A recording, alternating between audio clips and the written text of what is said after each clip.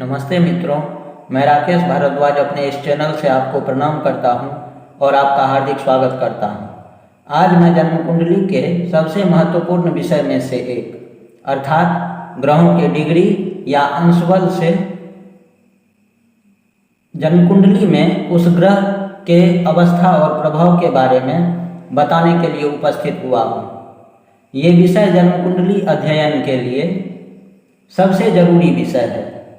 अगर ग्रहों के अंशबल के आधार पर उनके अवस्था का सही और पूर्ण जानकारी नहीं हो तो न तो हम जन्म कुंडली में ग्रह का प्रभाव जान सकते हैं और न ही सही फल कथन कर सकते हैं।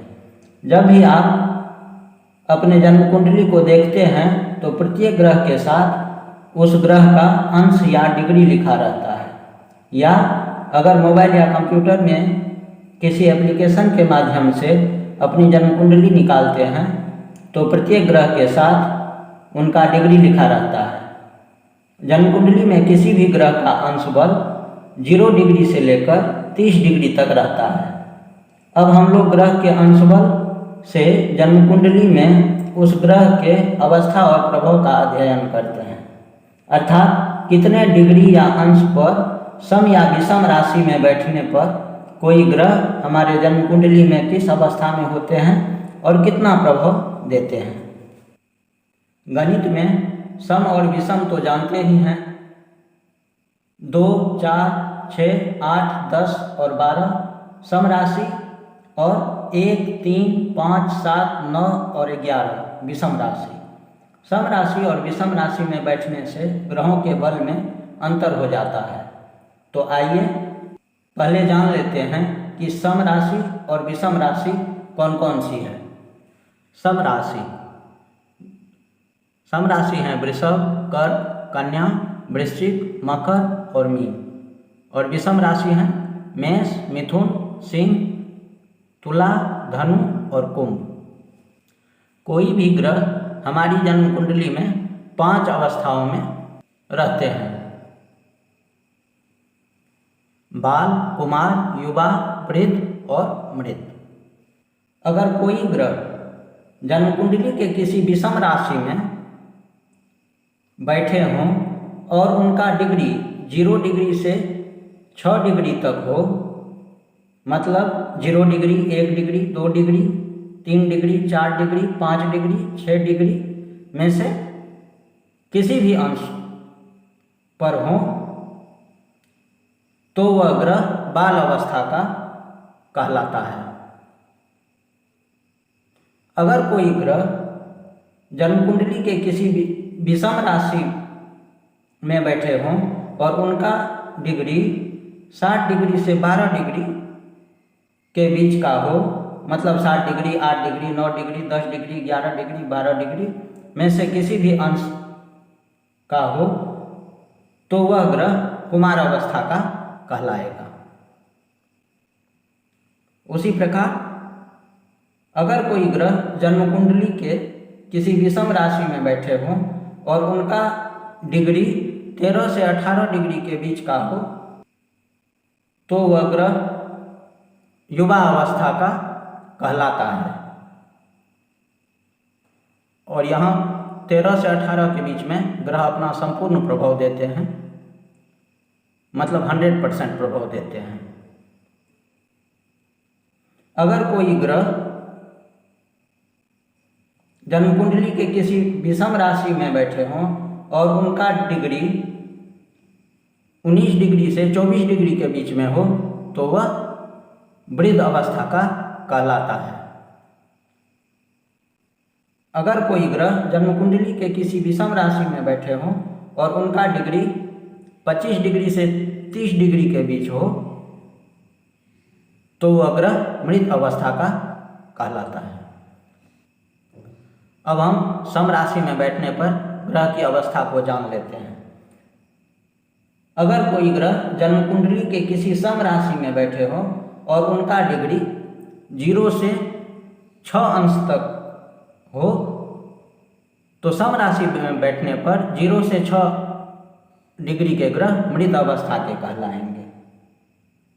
अगर कोई ग्रह जन्म कुंडली के किसी सम राशि में बैठे हों और उनका डिग्री 7 डिग्री से 12 डिग्री के बीच हो तो वह ग्रह वृद्ध अवस्था का कहलाते हैं। अगर कोई ग्रह जन्म कुंडली के किसी सम राशि में बैठे हों और उनका डिग्री 13 से 18 डिग्री के बीच का हो तो वह युवा अवस्था के कहलाते हैं। अगर कोई ग्रह जन्म कुंडली के किसी सम राशि में बैठे हों और उनका डिग्री 19 डिग्री से 24 डिग्री के बीच का हो तो वह कुमार अवस्था के कहलाएंगे। और अगर कोई ग्रह जन्म कुंडली के किसी सम राशि में बैठे हों और उनका डिग्री 25 डिग्री से 30 डिग्री के बीच का हो तो वह ग्रह बाल अवस्था के कहलाएंगे। अब आइए एक उदाहरण से भी हम समझ लेते हैं। उदाहरण के लिए एक मिथुन लग्न का ही चार्ट बना लेते हैं यहाँ पर। तो मिथुन लग्न में यहाँ पर 3 नंबर लिखा हुआ होगा, क्योंकि 3 नंबर राशि मिथुन राशि है। तो अगर लग्न में 3 लिखा हुआ है तो मिथुन लग्न का कुंडली हो गया। तो यहाँ पर 3, यहाँ 4, यहाँ पर 5 लिखा होगा, यहाँ पर 6 लिखा होगा, यहाँ पर 7, यहाँ पर 8, यहाँ पर 9, यहाँ पे 10, यहाँ पे 11, यहाँ पे 12, यहाँ पे 1 और यहाँ पे 2। तो अब मान लीजिए कि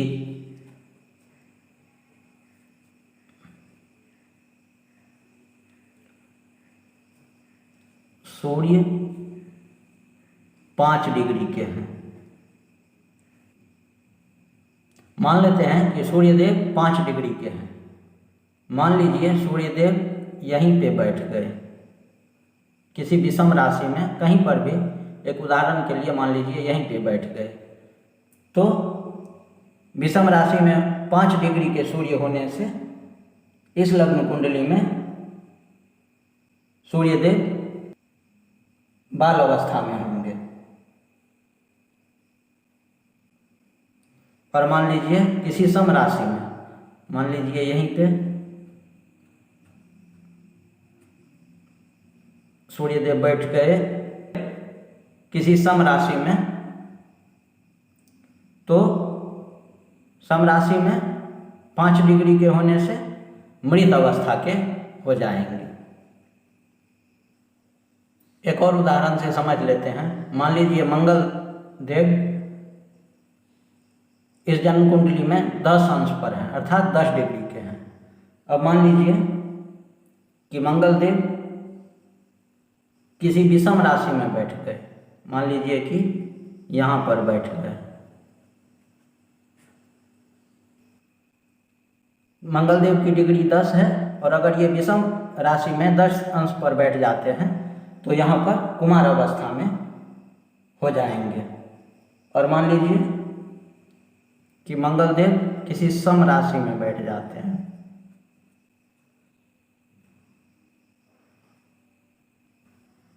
तो मंगल देव 10 अंश पर अगर किसी सम राशि में बैठ जाते हैं तो यहाँ पर वृद्ध अवस्था में हो जाएंगे। अगर जन्म कुंडली में कोई कारक ग्रह जो हमें अच्छा प्रभाव देने वाले होते हैं और अंशबल से बाल अवस्था या वृद्ध अवस्था के हैं, मतलब अंशबल से कमजोर पड़ रहे हैं, तो उस ग्रह का रत्न धारण करके उस ग्रह को बल दे सकते हैं। तो आज अब आपसे आज्ञा चाहता हूँ, लेकिन जाने से पहले बता दूँ कि अगले वीडियो में हम ग्रह मैत्री अर्थात ग्रहों के स्वाभाविक, तात्कालिक और पंचधा मैत्री की चर्चा करेंगे। प्रणाम।